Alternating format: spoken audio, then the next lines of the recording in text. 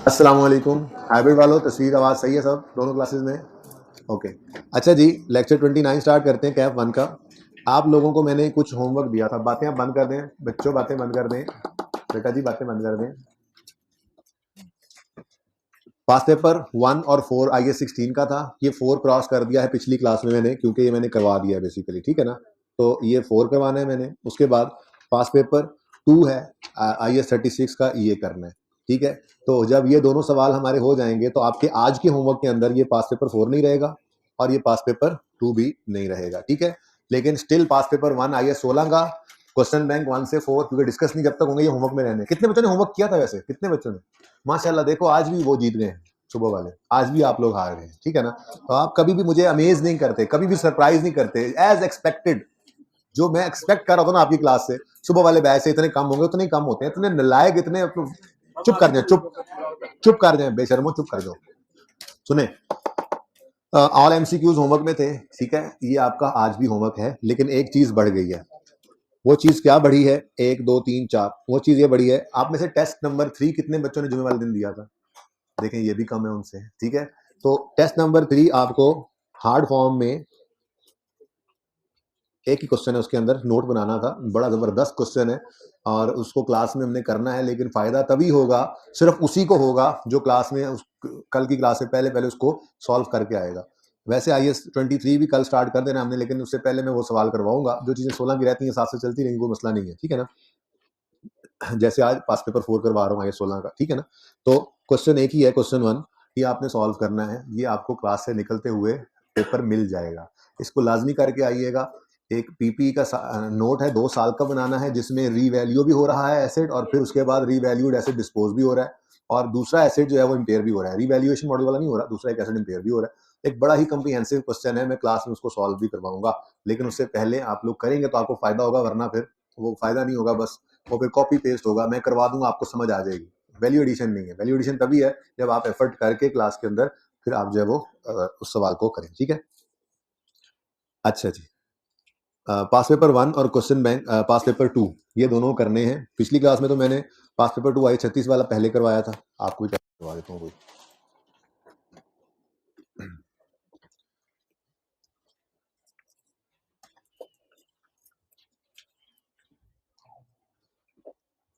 बल्कि मैं तो कहता हूँ यही पहले कर लेते हैं, जब सामने आ गया ना, इसी को कर लेते हैं, ठीक है। दूसरा बाद में कर लेते हैं। शुरू करें जी। Question number 1, question number 4 part A. Page number है 75। मैंने पता सी पेज पूछना है तुझसे जी। Page number 75 IS 16 past paper 4 सब मौजूद है इस पे जी। सबसे पहले व्हाट कंडीशंस मस्ट, सब कुछ पढ़ा हुआ है हमने। देखो IS 16 भी साथ साथ चलता रहेगा, भूलने नहीं दूंगा आपको। अभी IS 23 कल शुरू हो जाना है, लेकिन उसके साथ भी हमने नोट का सवाल बनाना है आपको, जैसे बताया था। तो IS 16 इंशाल्लाह आपकी रिवीजन में रहेगा और भूलता नहीं है आपको इंशाल्लाह जी।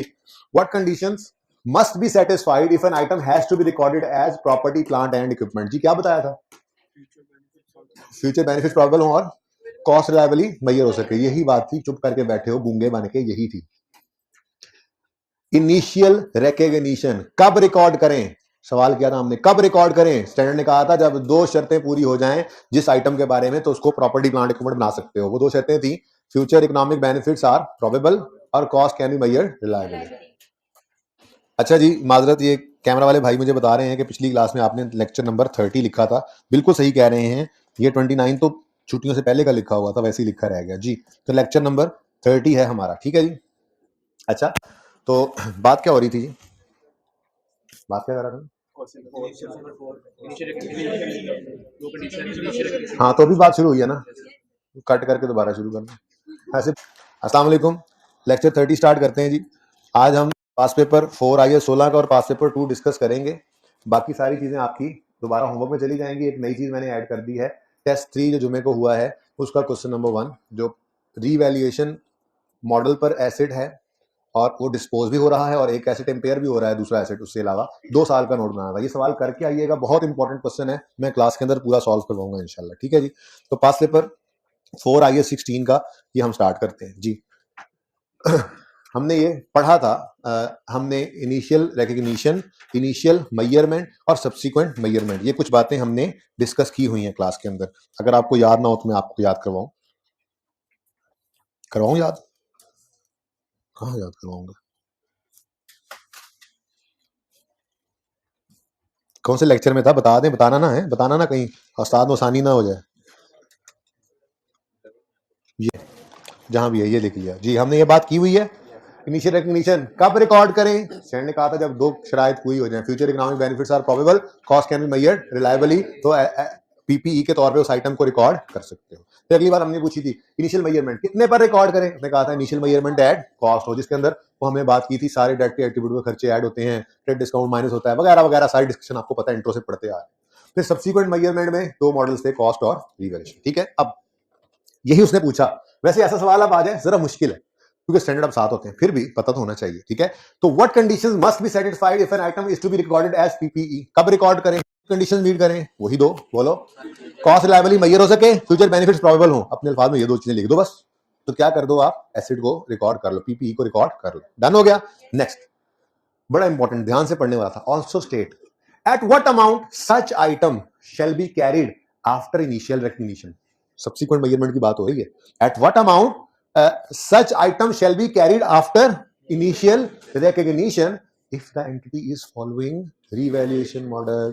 अब जिन्होंने हफ्ते वाले दिन छुट्टी की थी, जो कि बहुत सारे थे, मतलब आधी से ज्यादा क्लास नहीं थी खैर से, उनको क्या पता, लेक्चर भी हुआ था और हमने रिवर्सल ऑफ इम्पेयरमेंट भी कर लिया था, है जी। तो कितने बच्चों ने लेक्चर ले लिया हुआ है, हफ्ते वाला अपलोड तो हो गया था, है? यूट्यूब के ऊपर मिला नहीं क्या? घर पे देने आते लेक्चर आप लोगों को? कितने बच्चे ऐसे क्लास में बैठे हुए हैं जिन्होंने वो लेक्चर हफ्ते वाला नहीं लिया? वो हाथ खड़ा करें, मुझे अंदाजा तो जरा, मैं रिवर्सल की बात तो कम से कम ना करूं। ठीक है, माशाल्लाह माशाल्लाह माशाल्लाह, ऐसे पूरी फेल होने की तैयारी की हुई है आप लोगों ने अगली दफा भी। ठीक है ना, तो आज का दिन ही है, यूट्यूब पे लेक्चर अवेलेबल है, काइंडली उसको ले लीजिएगा, लेक्चर 29। ठीक है, उसके अंदर मैंने रिवर्सल ऑफ इम्पेयरमेंट करवा दिया हुआ। ओके, आपको लगा था कि हमने ऐसी करनी है यहाँ पे आके टाइम पास करना है, जो बच्चे आए थे उनका क्या कसूर था? हमने तो पढ़ना होता है, छुट्टी के साथ छुट्टी मिलाना कतन कतन फेल होने वाले तरफ लेके जाता है, पास होने की तरफ नहीं लेकर जाएगा, कतन ना किया करें ये काम। ठीक है ना। अच्छा, also state at what amount shall this such item shall be carried after initial recognition if entity follows revaluation model। ये बात मैंने हफ्ते वाले दिन दोबारा की थी, पहले भी हुई हुई है कि अगर एसिड कॉस्ट मॉडल पर हो तो एसिड किताबों में जिस पर नजर आता है, किस पर नजर आता है जी? Cost minus accumulated depreciation minus accumulated impairment loss if any. और अगर एसिड रीवैल्यूएशन मॉडल पर हो तो वो किस पर नजर आता है? Revalued amount minus accumulated depreciation minus accumulated impairment loss if any. ठीक है, ये बात यहां पे हमने बचपन में की थी, ये दूसरा तीसरा चौथा लेक्चर है, जब भी किया था, जब भी था, 10वां था 11वां था, जो भी था किया हुआ ये। ठीक है, ये इनिशियल कब रिकॉर्ड करें, इनिशियल रिकग्निशन कब रिकॉर्ड करें? जब दो शर्तें पूरी हो जाए। इनिशियल मेजरमेंट किस पे रिकॉर्ड करें? इनिशियल कॉस्ट पे। सब्सिक्वेंट कॉस्ट मॉडल भी है, रिवैल्यूएशन मॉडल भी है। अगर कॉस्ट मॉडल है तो बुक वैल्यू कैसे निकलेगी? Cost minus reduction minus accumulated impairment loss. ठीक है, और अगर रिवैल्यूएशन मॉडल है तो बुक वैल्यू कैसे निकलेगी? Revalued amount minus reduction minus accumulated impairment loss if any, तो होता ही है इंपेयरमेंट टेस्ट लगाने पर। और बात समझ आई है? तो ये बात भी लिख के बतानी थी। उसने पूछा at what amount such item shall be carried after initial recognition if entity is following revaluation model, तो उसका जवाब ये, it shall be carried at revalued amount less accumulated depreciation less accumulated impairment loss if n। ठीक है, ये जवाब था इसका। सही है। ए पार्ट में कोई मसला है तो बताएं। चलो बी पार्ट शुरू करते हैं। B part very important. ICAP का बड़ा शगफ अब हो गया है, आई कैप बड़ा पसंद करने लग गया इस चीज को, एक्सट्रैक्ट्स बनवाता है वो सवाल देकर, इनकम स्टेटमेंट बैलेंस शीट के एक्सट्रैक्ट्स बना दो। ठीक है ना, क्योंकि उसके अंदर जैसे अब एक है कॉस्ट ऑफ प्लांट निकाल दो, एक क्या है रिक्वायरमेंट मिसाल के तौर पे आई कॉस्ट ऑफ प्लांट निकाल दो, उसमें तो सिर्फ आपने आइटम जो लेने थे वो ले लिए, उसने कह दिया बैलेंस शीट इनकम स्टेटमेंट बना दो। तो जो चीज एसिड कॉस्ट में नहीं जानी थी, प्रॉफिट एंड लॉस में एक्सपेंस बननी थी, वो आपको प्रॉफिट एंड लॉस में शो करनी पड़ेगी। जो एसिड में ऐड होनी है वो एसिड में आएगी, डिडक्शन भी आ जाएगी, तो सारा कुछ ही आ जाता है एक्सट्रैक्ट्स मांग ले तो। इसलिए आई कैप काफी पसंद करने लग गया है इस चीज को, एक्सट्रैक्ट्स मांग लिया करता है। रिक्वायरमेंट पढ़े जरा। For the years ended 31 December 13, 14, 15, year end है 31 दिसंबर। ठीक है जी, 31 दिसंबर ईयर एंड है, और 13, 14 और 15, इन तीनों साल के लिए उसने क्या कहा? Compute the relevant amounts to be included under each head in income statement and balance sheet. ठीक है, notes to financial statements are not required. यानी पीपीई कहां नजर आता होता है?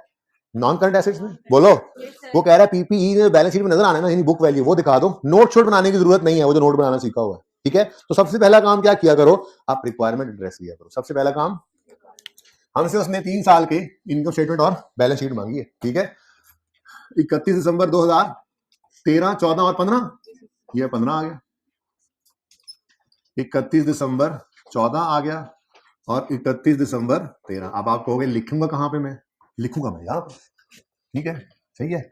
इनकम स्टेटमेंट एक्सट्रैक्ट्स होंगे जी, एक्सट्रैक्ट्स, ठीक है, और सही है। इनकम स्टेटमेंट बनानी है 15, 14, 13, 14, 15 की इनकम स्टेटमेंट आ गई, ठीक है। 5-6 लाइनें छोड़ दें इसके लिए। उसके बाद बैलेंस शीट के भी एक्सट्रैक्ट्स हैं, ठीक है। बैलेंस शीट के एक्सट्रैक्ट्स में आपको पता है, और ये non current asset, non current liabilities, current assets, current liabilities तरह से डिफरेंट होती हैं बैलेंस शीट के अंदर आइटम, वो जैसे जैसे आएंगे वैसे वैसे लिखते रहेंगे, ठीक है, सही है। तो बैलेंस शीट, इनकम स्टेटमेंट थोड़ा और जगह छोड़ दें। बैलेंस शीट की एसेट काफी थी, बरल चले एहतियातन। चाहे आपने, आपको तो मैंने 5-6 लाइनें छुड़वा दी, ठीक है ना। यहाँ पे हमारी बैलेंस शीट बन जाएगी, डन। ये रिक्वायरमेंट को पहले एड्रेस कर लेना जरूरी है, क्योंकि जब सवाल पढ़ रहे हैं ना आप, तो जैसे जैसे कुछ चीज मिलती जाए यहाँ पहुंचाने वाली है पहुंचाते जाए।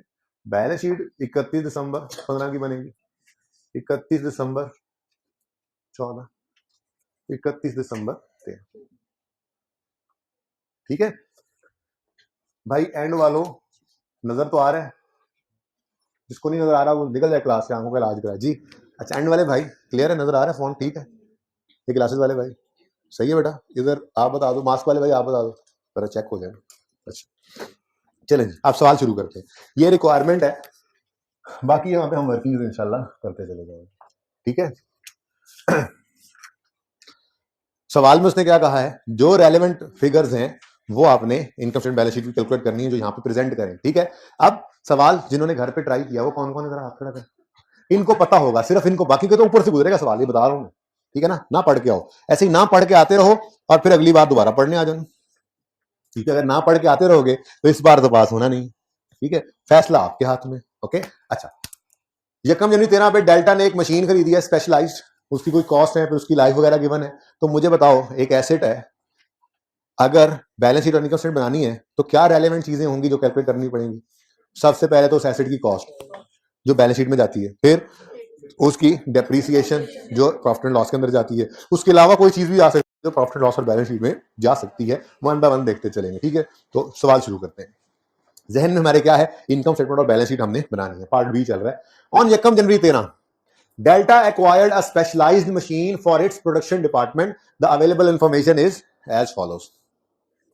लिस्ट प्राइस कितनी है, 1000 में करेंगे सवाल, 90, 200, ठीक हो गया जी, आएगी, ऐसी कॉस्ट में जाएगी ना।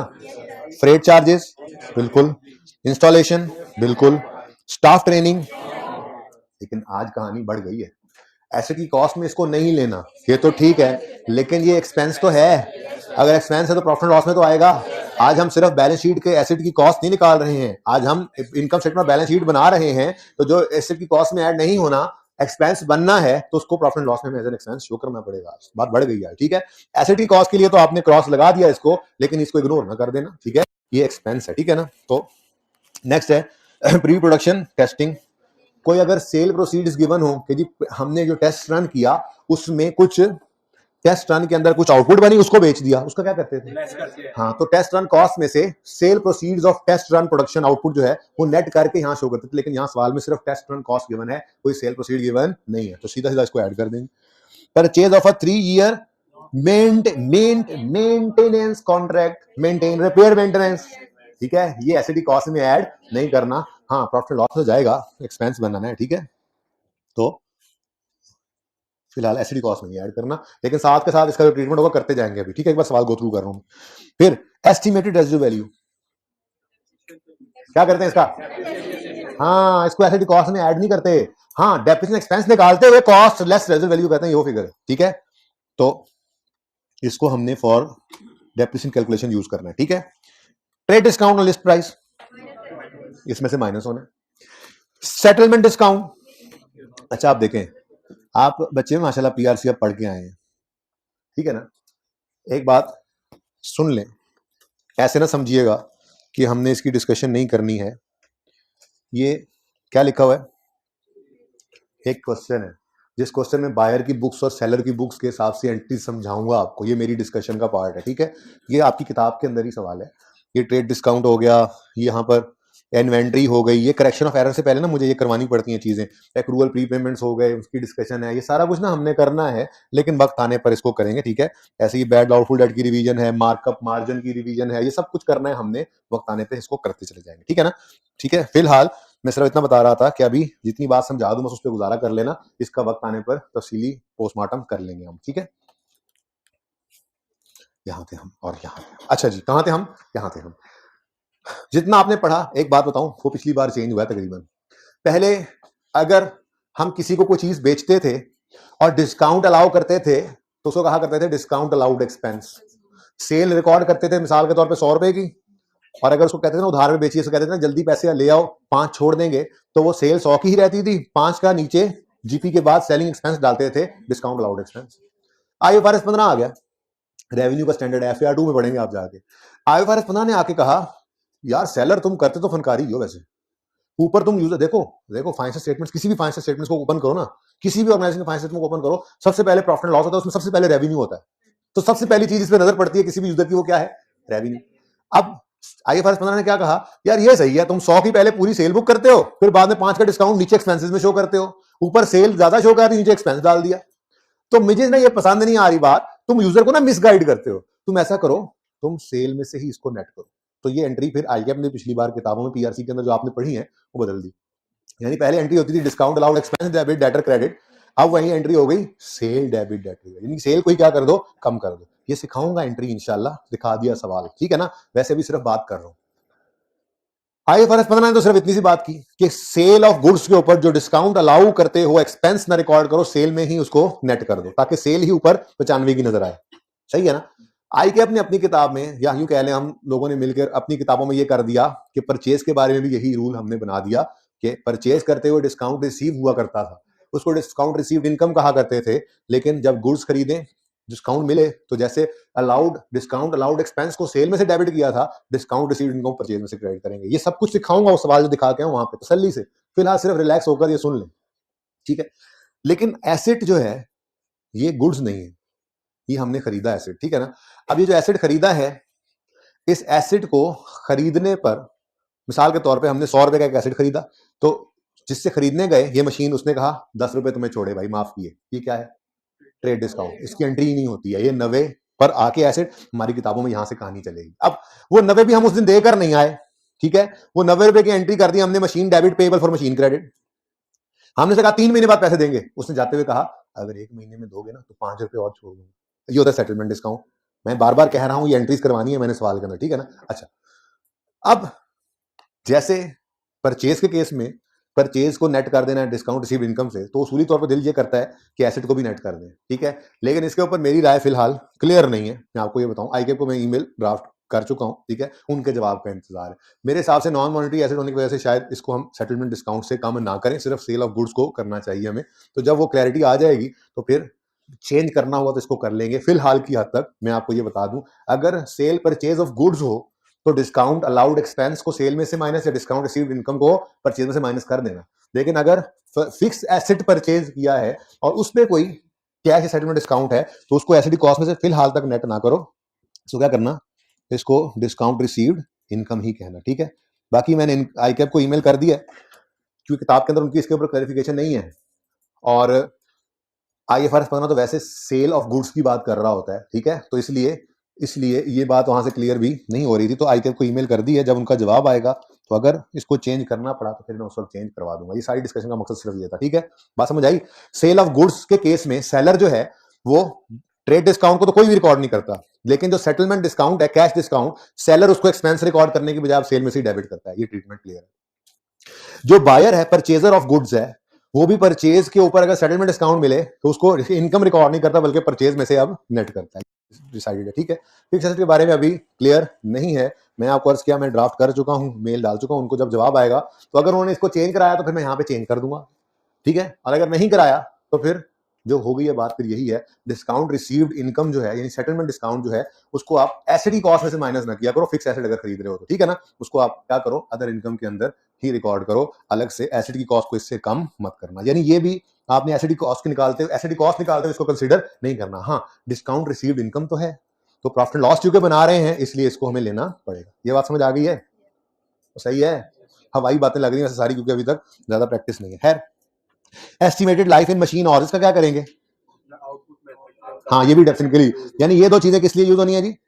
डेप्रिसिएशन। तो डेप्रिसिएशन कैलकुलेशन जब करेंगे उस वक्त ये दो चीजें यूज कर लेंगे। अभी तक देखो 1 2 3 4 एसिडी कॉस्ट में ऐड करने हैं। ओ बोलो, जो इग्नोर करने हैं आज उनको डैश लगा के लिखने की जरूरत नहीं है। क्यों? क्योंकि जब प्रॉफिट लॉस बना रहे हैं तो ये वहां पे नजर आ जाएंगे, इसलिए आज वो भी लिखने की जरूरत नहीं है कि हमने ये इग्नोर किया, ये कोई जरूरत नहीं, बस ठीक है, पर्चे में नजर आ जाएंगे। ठीक है, ये दो चीजें प्रॉफिट लॉस में जानी है, कैसे जानी है बता देता हूँ। ये दो चीजें जो है ये डेफिनेट कैलकुलेशन में यूज होनी है। 5% को नेट करना है और 3% को इनकम के तौर पे ले लेना है। फिलहाल इसको एसिडी कॉस्ट में से माइनस नहीं करना। ठीक है, आगे के क्लैरिफिकेशन के बाद फिर देख लेंगे, वो अगर इसी के साथ ही रहे तो अच्छी बात है, वरना फिर हम एसिडी कॉस्ट में से कम कर लेंगे। और जो चीजें कम होनी है, जो चेंज होनी है, वो सोल्यूशन के अंदर चेंज कर लेंगे। ठीक है, क्लियर है और सही है? अच्छा, नेक्स्ट, मशीन और यूज ड्यूरिंग द ईयर 13 14 15 बार इतने इतने एंड इतने, इन 15 कुछ अपग्रेड हुआ और एस्टिमेट चेंज हुआ। लंबी कहानी, 15 के अंदर ही कोई गड़बड़ हुई है ना। पहले 13 में एसेट की कॉस्ट निकाल लें, फिर 13 के एंड पे उसकी डेप्शन निकाल लें, फिर 14 की डेप्शन निकाल लें, फिर 15 में चेंज के साथ डेप्रिसिएशन निकाल लेंगे। तो ठीक है, तो 1 बाय 1 सवाल को करना शुरू करते हैं। सबसे पहली चीज जो मुझे चाहिए वो है cost of asset. Working one, cost of machine, cost of machine, cost of machine लिखा है जी मैंने। एंड वालों सही नजर आ रहा है? कॉस्ट ऑफ मशीन, ये एम लिखने की कोशिश की थी, बस थोड़ा सा गड़बड़ होगी। कॉस्ट ऑफ मशीन जी, शुरू करें। अब लिस्ट प्राइस ऑफ मशीन कितनी है जी? 9200 और ट्रेड डिस्काउंट कितना है? तो ये ना इसको ना इसी स्टेप के अंदर टाइम बचाओ, इसी के अंदर 95% कर लेते हैं। इजाजत है? तो हम यूं कर सकते हैं जी, लिस्ट प्राइस लिखना, लिस्ट प्राइस लिख लो, कोई मसला नहीं है। परचेज प्राइस लिखना है, परचेज प्राइस लिख लो, दोनों ही ठीक है, काम चल जाता है। वैसे उसूली तौर पे तो परचेज प्राइस कहलाएगी। लिस्ट प्राइस थी मिसाल के तौर पे 100 रुपए, उसने कहा 5 छोड़े, तो परचेज प्राइस कितनी बनी फिर? 95। लेकिन कोई बात नहीं, किसी ने लिस्ट प्राइस भी लिख दिया तो कोई गलती नहीं करनी चाहिए उसको, ये भी ठीक है। ठीक है, बहरहाल ये जरूरी है। कितने जी लिस्ट प्राइस? 9200 है। इसको 5% कम कर लो, यानी 85। अच्छा सॉरी, 5% कम कर दो, 95% कर दो। ठीक है, तो 9200 में से 5% ऑफ 92 माइनस कर दो, या 9200 को 95% कर दो, कितना था? 8740। डन जी, सही है। नेक्स्ट, फ्रेट चार्जेस ऐड होंगे, इलेक्ट्रिकल इंस्टॉलेशन ऐड होगी, दोनों ऐड होंगे। फ्रेट चार्जेस, वैसे तो इसकी जरूरत ऐसे नहीं, आप उसमें जाने के लिए कर रहा हूं। यहां भी जब वर्किंग बनाएंगे ना वो कॉस्ट निकालने की, तो ब्रैकेट में भी इनको ऐड कर सकते थे, कोई इतनी मुसीबत नहीं पड़ी होती। बहरहाल चले, फ्रेट चार्जेस कितने हैं? 263। और अभी बता देता हूँ शॉर्टकट भी कैसे लगा सकते थे, इतनी अंग्रेजी ना लिखनी। Installation cost 245। ठीक है, next, staff training, staff training acid cost में ऐड करेंगे। अब एसिड कॉस्ट में तो ऐड नहीं करेंगे, लेकिन एक्सपेंस तो है ना, तो प्रॉफिट लॉस सामने ओपन नहीं हुआ बड़ा, देखो जाके एक्सपेंस। तो यहाँ पे इनकम स्टेटमेंट में आकर लिखा हमने staff training cost, staff training expense या कॉस्ट जो भी लिख लो, ये एक एक्सपेंस है। ठीक है ना जी, 351 होगी ये, बस ट्रेनिंग दे ली एसिड चलाने की उनको, बस ट्रेन हो गए। कोई लिखा हुआ है पर ईयर है नहीं है, तो फिर बस उसी वक्त कर दी, दैट्स इट। ठीक है, next, pre production testing acid cost में ऐड बनेगी, कॉस्ट होगी add, testing cost acid cost में ऐड होती है ना। अच्छा, अगर इस टेस्ट रन से को आउटपुट निकल आती, बन जाती, और वो बेच देते, तो उसको बेचकर जो पैसे आते वो क्या करते? माइनस करते हैं ना भाई, पुरानी बातें पड़ी हुई हैं। ठीक है, तो ये याद रखने वाली बातें होती हैं। बहरहाल सवाल के अंदर कोई सेल प्रोसीड्स नहीं थी, प्रोडक्शन टेस्ट रन करते हैं ना जी, मशीन चला के देखते हैं ना, चलाने से कुछ आउटपुट बन जाती है, उसको बेच दें अगर, तो वो कॉस्ट भी टेस्ट रन की कॉस्ट में से वो रेवेन्यू माइनस करके नेट कॉस्ट हमने ऐड करनी होती है एसेट में। ये बात हुई पड़ी है। ठीक है ना, बहरहाल अभी तो सिर्फ प्री प्रोडक्शन टेस्टिंग की कॉस्ट गिवन है 193, तो इसको एसिड कॉस्ट में क्या कर दें? ऐड। टेस्ट रन कॉस्ट या जो इन्होंने लिखा हुआ है प्री प्रोडक्शन टेस्टिंग, जो लिखा हुआ लिख दो, pre production testing. Test run cost भी लिख सकते थे, टेस्टिंग जी कितनी? 193। ठीक है, नेक्स्ट, हाँ जी, purchase of a 3 year maintenance contract. अच्छा, ये है ना, अब बड़ी तफसीली बात इस पे होनी है, वो कर लेते हैं। एक बार ना जरा कॉस्ट तो पूरी निकल आई है ना, बस बोलो एसिड की कॉस्ट तो पूरी आ गई ना, ठीक है। इधर देखो एसिड की कॉस्ट कितनी है, 9441, ठीक है जी।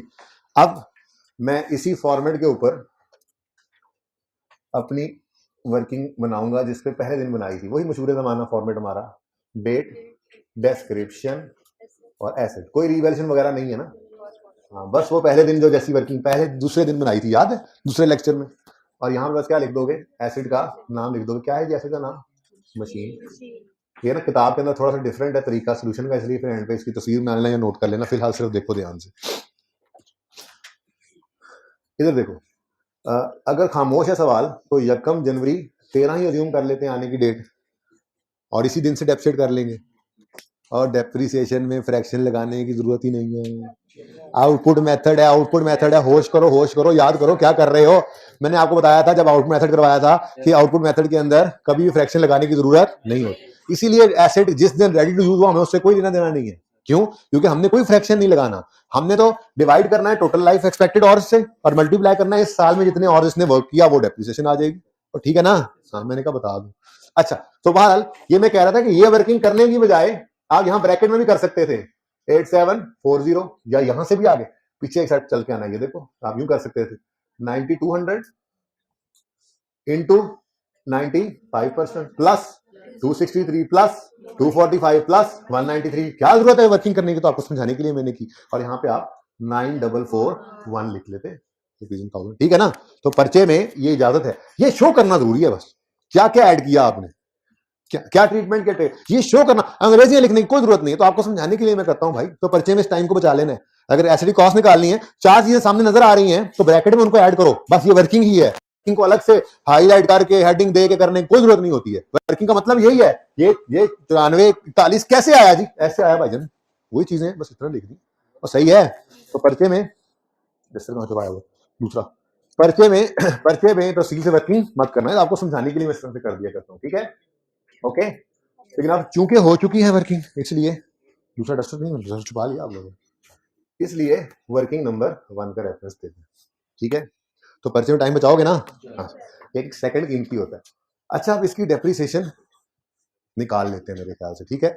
एक चीज रह गई है अभी, 3 ईयर मेंटेनेंस, इसको बाद में देखते हैं एंड पे, ठीक है ना, क्योंकि इसके अंदर ना हाँ कुछ अप्रूवल का टॉपिक भी हिट हो रहा है, जो कि अभी मैंने आपको नहीं करवाया, वैसे थोड़ा टाइम इस पे लग जाएगा, ठीक है। फिलहाल तो मैं कहता हूँ मशीन को पढ़वा देते हैं, तैयार है।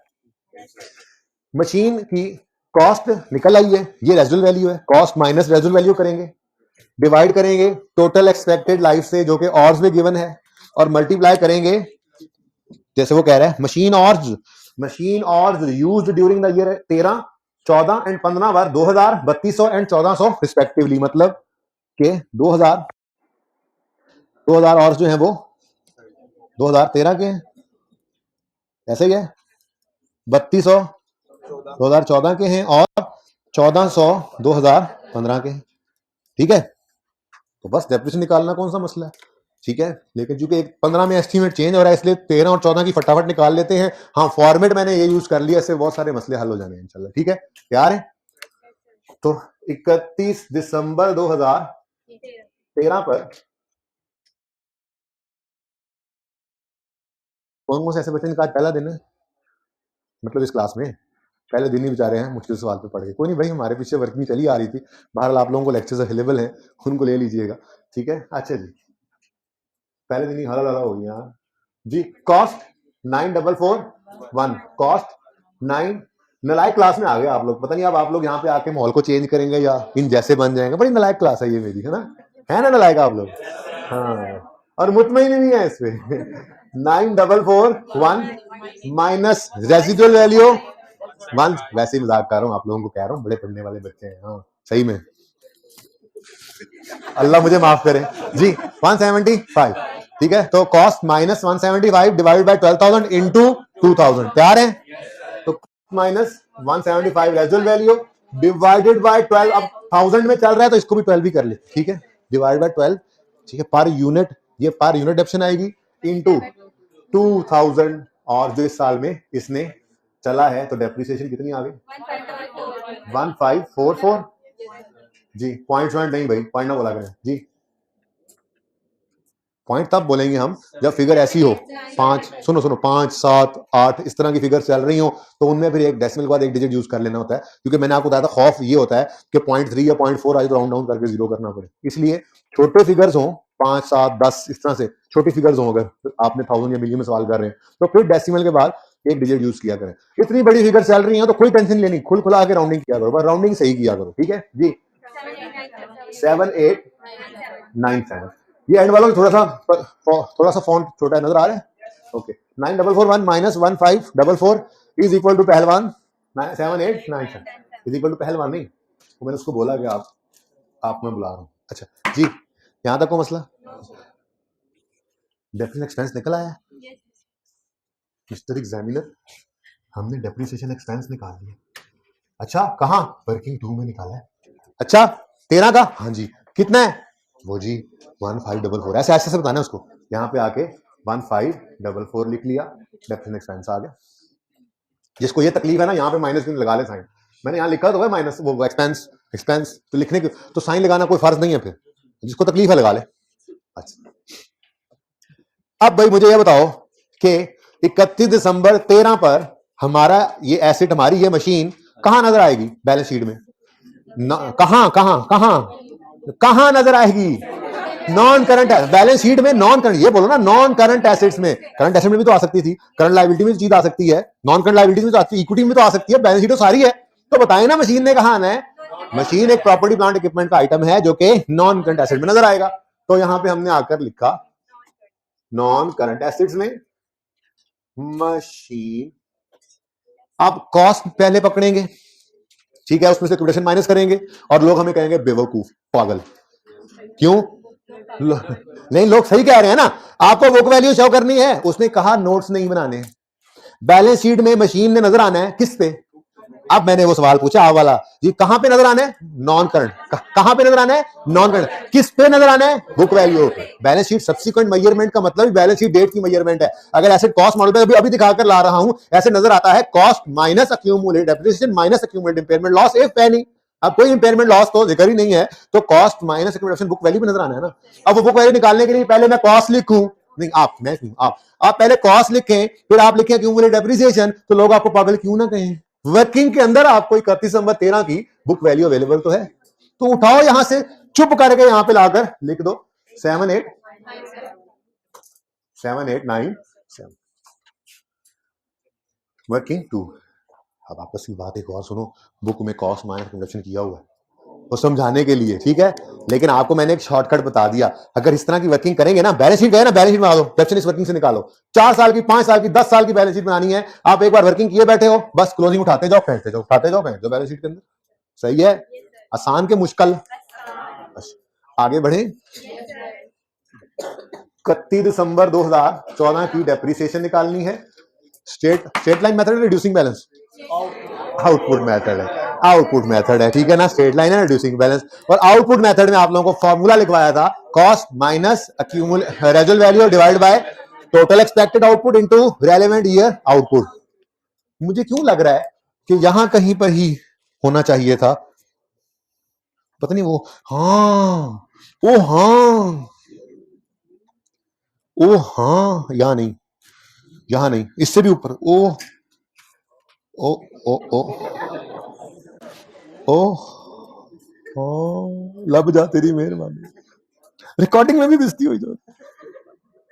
ये नहीं है, ये है, ये मैंने कहा रिवाइज करा दूं। आउटपुट मेथड जो करवाया था आपको, याद आया? ये जब मैंने ये लिखा था, यकम जनवरी 20 की वजह यकम मार्च 20 भी हो तो फ्रैक्शन नहीं लगाना, याद? यही बात थोड़ी देर पहले मैंने जबानी बोली, यही तो थी। ये इसलिए लिखता हूं ताकि वक्त जरूरत सनद रहे और काम आप वो कर ना सके। आउटपुट मेथड का फॉर्मूला आपको लिखवाया था, cost minus result value over total expected output into relevant years output. जो बच्चे आप ज्वाइन कर रहे हैं, ये अवेलेबल है लेक्चर्स, काइंडली जल्दी जल्दी ले लीजिए वरना तंग ही करते रहेंगे आप लोगों में। अच्छा, तो cost minus result value over expected total output into relevant years output. तो इसीलिए डेट को काट के मैंने ऑप्शन भी लिखा था, यकम जनवरी को आए चाहे यकम मार्च को आए, फॉर्मूला यही लगना है, कोई फ्रैक्शन अप्लाई नहीं होना, क्योंकि आउटपुट मेथड में तो हम जितने यूनिट्स बनाएंगे उतने डेप्रिसिएट करना है, ठीक है।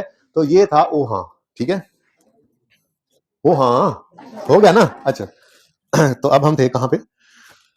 आ जाओ भाई, आ जाओ भाई, आ जाओ भाई। यहाँ पे सवाल कर रहे थे अच्छा भला हम। तो अगला साल आ गया है, तो कोई मसला नहीं, आन दो मियाँ साहब ने। अच्छा जी, मैं कहता मियाँ साहब जान दो, साड़ी बारी आन दो। नेक्स्ट ईयर में 3200 यूनिट प्रोड्यूस किए हैं, फॉर्मूला वही रहना है, cost minus residual value over expected total output into relevant years 3.2। ठीक है, बताएं फरमाएं। 2471। डेप्रिसिएशन आ गई, बुक वैल्यू बता दें हैं, कोई एक फैसला कर लो फिर मैंने दस दो। 5426 ये बुक वैल्यू आ गई 31 दिसंबर 14 पे। लो जी, इनकम स्टेटमेंट बैलेंस शीट तैयार है। इनकम स्टेटमेंट में क्या जाना है, डेप्रिसिएशन कितनी। एग्जामिनर वर्किंग 2 में जाके देखो 2471 का डेप्रिसिएशन एक्सपेंस है, और 31 दिसंबर 14 पे एसेट नजर आएगा। समझ आ रही है आपको, कसमें है आ रही समझ, देख लो देख लो। 5426 पर एसेट नजर आएगा बैलेंस शीट में 5426, देख लो। अच्छा जी, अब कहानी में आता है ट्विस्ट। ट्विस्ट क्या आया,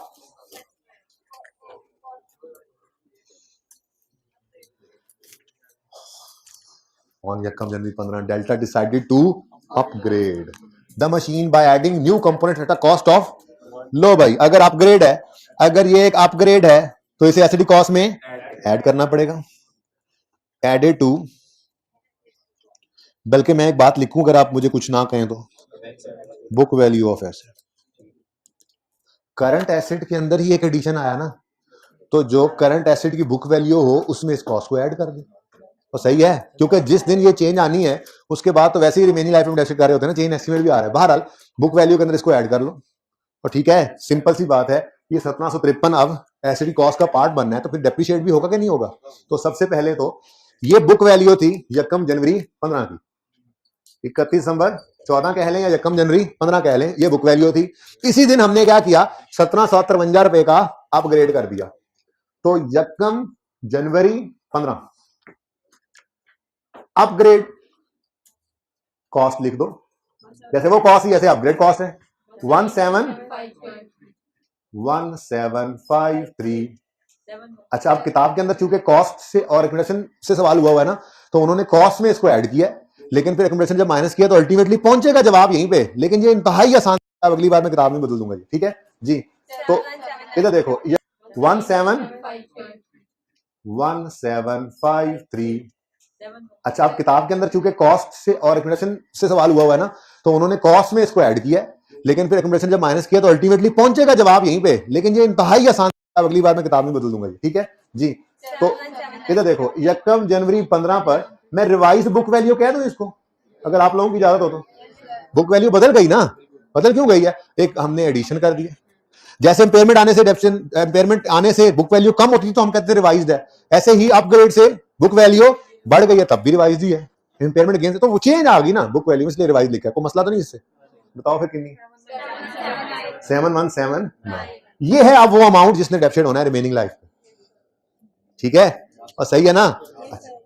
अब जब हम 31 दिसंबर 15 पे पहुंचे तो सवाल ने कहा रुको जरा इधर आओ, ये अपग्रेड सिर्फ कॉस्ट के अंदर ऐड नहीं हो रहा, इस अपग्रेड ने खैर से इंक्रीज कर दी है एस्टिमेटेड। बाद में तो बाद में पढ़ते हैं, पहले मुझे बताओ। इधर देखो, अगर 12,000 लाइफ एक्सपेक्टेड थी जिसमें से 2,000 और 3200 चल चुका है एसिड, तो रिमेनिंग कितना है, यानी कि इस वक्त वैसे रिमेनिंग लाइफ कितनी थी, यकम जनवरी 15 पर रिमेनिंग लाइफ थी 6800, ठीक है। अब वो कहता है जी अपग्रेड हुआ, और upgrade also increase the estimated remaining life of the machine on at यकम जनवरी 15 टू 8,000, यानी कि 1200 नहीं बढ़ गया, बस एस्टिमेट बदल गया, छोड़ो इस बात को, एस्टिमेट बदल गया। यकम जनवरी 15 पे वैसे रिमेनिंग लाइफ कितनी थी, 6800 आवर्स, ठीक है, जो आप कहते हैं 6800 आवर्स ये थे। यकम जनवरी 15 पे रिमेनिंग लाइफ ये थी, अपग्रेड की वजह से कितनी हो गई 8,000, तो एस्टिमेट बदल गया। तैयारी पहले ही हुई पड़ी है, एस्टिमेट चेंज हो जाए तो हम क्या करते हैं, चेंज इन एस्टिमेट के दिन खड़े होकर रिमेनिंग लाइफ निकालते हैं। वो सवाल ने कहा 8,000 है, बता तो रहा हूँ 8,000 है। फिर हम इस दिन वाली बुक वैल्यू पकड़ते हैं। वो बुक वैल्यू वैसे तो ये थी, लेकिन अपग्रेड कॉस्ट भी तो इस दिन ऐड हो गई है ना। अब इस कॉस्ट ने भी और इस बुक वैल्यू ने भी, दोनों ने रिमेनिंग लाइफ 8,000 पे डेप्रिशिएट होना नहीं होना, ठीक है। तो फिर टोटल यही 7179 ही हो गया ना, जो हम डेप्रिशिएट करेंगे। बात समझे हो? समझ आइए बात? कहां से नहीं समझ आई? कहां से? यहां से समझ नहीं आई या यहां से? वो बताया ना बेटा कि कौन सा पॉइंट है यहाँ पे जो समझ नहीं आया। डेप्रिसिएशन निकालने लगे। अच्छा, ये अपग्रेड हुए आज जिस दिन हमने ये एसेट को अपग्रेड किया। अब वैसे में यकम जनवरी 13 को एक एसेट खरीदा था, 13 में ये 2,000 और चला था, 14 में ये 3200 और चला था, टोटल 12,000 और चलने की इसकी टोटल लाइफ थी, जिसमें से 5200 चल गया, तो रिमेनिंग कितना है? 6800। अब ये तो इसकी लाइफ थी जिस दिन अपग्रेड हो रहा है, पुराना एस्टिमेट जो शुरू में सोचा था। लेकिन सवाल कहता है इस अपग्रेड ने एसेट की लाइफ को बढ़ा के इस दिन ऑन यकम जनवरी 15 इसको 8,000 तक पहुंचा दिया है। अगर एस्टीमेट चेंज ना होता तो रिमेनिंग लाइफ इस दिन कितनी थी? 6800। लेकिन सवाल में क्या बताया गया कि इस दिन लाइफ क्या हो गई है? 8,000। तो एस्टीमेट में चेंज आ गया या नहीं आ गया? ठीक है। अब चेन एस्टीमेट की अकाउंटिंग जो हमने सीखी हुई है, पहला दिन तो नहीं, अच्छा, चेन एस्टीमेट की अकाउंटिंग हमने क्या सीखी हुई है? चेन एस्टीमेट की अकाउंटिंग क्या सीखी हुई है कि जिस दिन एस्टीमेट चेंज आ जाए उस दिन खड़े होकर बुक वैल्यू निकालते हैं और उस दिन खड़े होकर रिमेनिंग लाइफ निकालते हैं और फिर डेप्रिसिएशन निकाल लेते हैं। अब जिस दिन एस्टीमेट चेंज हुआ वो है यकम जनवरी 15। इस दिन की बुक वैल्यू कितनी थी? 5426। अगर ये अपग्रेड ना करते, सिर्फ ये लाइफ चेंज होती, तो ये 5426 को डिवाइड करते 8,000 से, रिमेनिंग लाइफ सवाल ने बताया, ठीक है। लेकिन कोई मसला नहीं, एक अपग्रेड कॉस्ट आ गई, इसमें ऐड हो गई, अब ये टोटल 7179 हो गया। ये 7179 अब रिमेनिंग 8,000 और उसके ऊपर डेप्रिशिएट कर देंगे। कुछ समझ आया? थोड़ा सा लेट मी कैलकुलेट डेप्रिसिएशन, अगर फिर भी कसर रह जाए तो दोबारा समझा दूंगा। तो 31 दिसंबर 15 पर जब डेप्रिसिएशन निकालनी है तो book value at the date of change in estimate 5426 होती, लेकिन अब अपग्रेड कॉस्ट ऐड होने से कितनी हो गई? 7179 माइनस कोई अगर अगर अगर रेजल्ट वैल्यू रिवीजन ना हुई हो तो वही, लेकिन रिवाइज हुई है। वो कह रहा है ना सिर्फ इस अपग्रेड ने यकम जनवरी 15 पे रिमेनिंग लाइफ को 8,000 पे पहुंचा दिया, बल्कि एस्टिमेटेड रेजल्ट वैल्यू भी 350 पे पहुंच गई है। तो कॉस्ट की बजाय अब ये book value minus revised result value divided by remaining life 8 hours into, ये तो पहले ही बता चुका है वो 1400 आवर्स 15 में चल चुकी है ये मशीन, तो इनटू 1.5, अच्छा सॉरी 4, 1.4 1195 और बुक वैल्यू 598। अच्छा, बुक में जब आप सोल्यूशन देखेंगे ना तो बिल्कुल सेम होगा, लेकिन ये वर्किंग इस तरह से नहीं हुई हुई, तो थोड़ा कॉम्प्लेक्सिटी है। वो कॉस्ट के अंदर कॉस्ट एड डिडक्शन, तो आप इस तरह से कर लीजिएगा काइंडली, ठीक है। आप बस उससे एक बार तसल्ली के लिए फिगर्स देख लीजिएगा कि इनकम स्टेटमेंट और बैलेंस शीट में जो फिगर्स गई हैं क्या वो सेम है? अगर सेम है तो फिर ठीक है, सही है। अब बताएं जी डेफिनेट एक्सपेंस कितना आया? 1195 वर्किंग 2 में, ठीक है। उसके बाद 31 दिसंबर 15 पर एसेट कितने में नजर आ रहा है? 59। अब सिर्फ इसको एक बार जाकर तसल्ली से सिर्फ इन 4 फिगर्स को, 6 फिगर्स को देख लें, सिर्फ एसेट से रिलेटेड इन 6 फिगर्स को सोल्यूशन में देख लें, वो सही होंगी। वर्किंग को फिर छोड़ें, आसान तरीके से होगा, समझ भी आ रहा है, ठीक है। अब रह गई हैं सिर्फ 2 चीजें जो प्रॉफिट एंड लॉस में जानी है। एक डिस्काउंट रिसीव्ड इनकम, इसको एसेट से नेट नहीं ना किया हमने, कहा फिलहाल इनकम बना लेगा। आई ने कहा नहीं नेट करो, तो फिर सोल्यूशन को आके बदल लेंगे यहाँ, ठीक है ना। ओहो, इसको यहाँ कर लेना था, चलो कोई बात नहीं, पिक्चर ले लेंगे, कोई एक बच्चा मुझे भेज देंगे, ठीक है ना। अच्छा, आमिर को बुला ले, वो पिक्चर ले लेंगे। अच्छा जी, अब पहले आसान वाला काम करते हैं, आसान नंबर लेते हैं। डिस्काउंट रिसीव्ड इनकम हमने 3% लेनी है, ठीक है, और सही है। अब ये 3% किसका होगा? 9200 का भाई, नहीं, जो फ्रेट चार्जेस दिए वो ट्रक वाले को दिए, ठीक है ना। नॉर्मली ये सेटलमेंट डिस्काउंट वो मशीन के पैसों का होता है, ठीक है ना। जो इलेक्ट्रिकल इंस्टॉलेशन थी वो और बंदे को दी, ट्रेनिंग किसी और से करवाई है, ठीक है ना। तो नॉर्मल अजम्पशन की तरफ जाएंगे, सवाल खामोश हो, तो ठीक है। हमने अर्ली सेटलमेंट डिस्काउंट को अप्लाई करना है मशीन की कॉस्ट पे।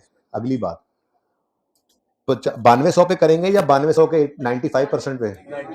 क्योंकि सेटल तो हमने अमाउंट वही करनी है ना जो उससे तय हुई थी कि उसको हमने देनी है। 9200 उसको देने वाली बात ही नहीं हुई थी। बात ही क्या हुई थी कि हम आपको देंगे इस मशीन के माध्यम में 8740, ठीक है, 8740 देंगे। वो फिर उधार पे कराए होंगे तो फिर जल्दी देने गए होंगे, तो उसने इसमें से भी कितना छोड़ दिया? 3%। तो भाई सेटलमेंट डिस्काउंट 9200 का नहीं लेना आपने, किसका लेना है?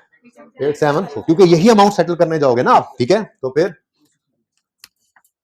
अलग थलग लिख लेते हैं क्योंकि एक एक्सपेंस अभी आना है। तो डिस्काउंट रिसीव्ड इनकम, ये अदर इनकम में आ जाएगी, ये भी एक्सपेंस है, डिडक्शन एक्सपेंस एक्सपेंसेस में आ रहा है, ठीक है ना, अदर इनकम में। और ये कैसे आया 262.2, 8740 का 3% आ गया 262, ठीक है। आपको जो ऊपर भी पॉजिटिव इधर भी पॉजिटिव, भाई वहां पे लिखा हुआ इनकम, वहां पे एक्सपेंस, जिसको तकलीफ है वो लगा ले, माइनस का साइन एक्सपेंसेस का लगा ले, ठीक है जी। अब रह तो सिर्फ गया मेंटेनेंस, एक्रूअल। एक बात बता दूं वैसे ही आपको आपकी तसल्ली के लिए सिर्फ, ओहो ये कहां पहुंचे हुए,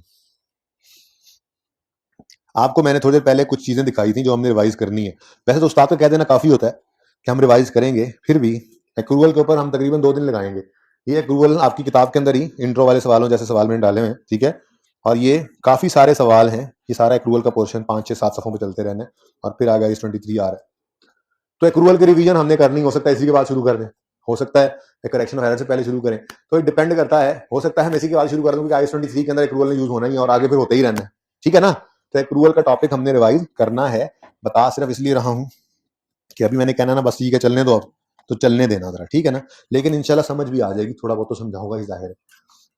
अब purchase of a 3 year maintenance contract को जरा थोड़ी देर भूल जाए कि ऐसी लफ्ज लिखा, बल्कि यूं कर लेते हैं कि मिसाल के तौर, मेरी मिसाल 1 जनवरी, डेट सब वही ले लेता हूं, ठीक है ना, 1 जनवरी 2013 पर हमने एक बिल्डिंग किराए पर ली, ठीक है जी, और इसी दिन खड़े होकर 1 जनवरी 13 पर खड़े होकर, यार मार्कर चल रही है, हाँ उधर से और निकाल दो ब्लैक, अच्छा 1 जनवरी 13 पर हमने एक बिल्डिंग किराए पर ली और इसी दिन खड़े होकर हमने 3 साल का किराया पे कर दिया 528 रुपए, ठीक है। अब क्या ये सारे का सारा इस दिन एक्सपेंस आउट कर दें, और इंट्रो तो पढ़ के आए हो ना, माना कि मैंने एक्रूअल प्रीपेमेंट कराना है, लेकिन कुछ पहले थोड़ा आपका टेस्ट भी हो जाए, हमने तो करना ही है, शायद 1.5 दिन 2 दिन लग जाए, क्योंकि उसका भी अगेन लाइक IS 16 एक्रूअल भी हर टॉपिक में यूज होना है, हर टॉपिक में, इसलिए उसके ऊपर मैं 1-2 दिन लगाया करता हूँ, ठीक है ना, 2 दिन लगते हैं, देख लेंगे किस वक्त लगाना है, हो सकता है कल एक्रूअल ही शुरू कर दें, IS 23 उसके बाद कर लें। एनीवेज 528 रुपए आज हमने पे, नहीं है मेंटेनेंस नहीं है, ये क्या है, रेंट है, क्या है ये, रेंट। हमने एक बिल्डिंग किराए पे ली, 3 साल का किराया 1 जनवरी 13 को किराए पे ली, 3 साल का किराया इकट्ठा 1 जनवरी 13 को हमने पे कर दिया, एक्सपेंस है, एक्सपेंस है, बोलो नहीं, ये आज सारे का सारा एक्सपेंस नहीं है, बल्कि हमने खर्चा इकट्ठा पे कर दिया, तो इस दिन ये प्री पेमेंट है।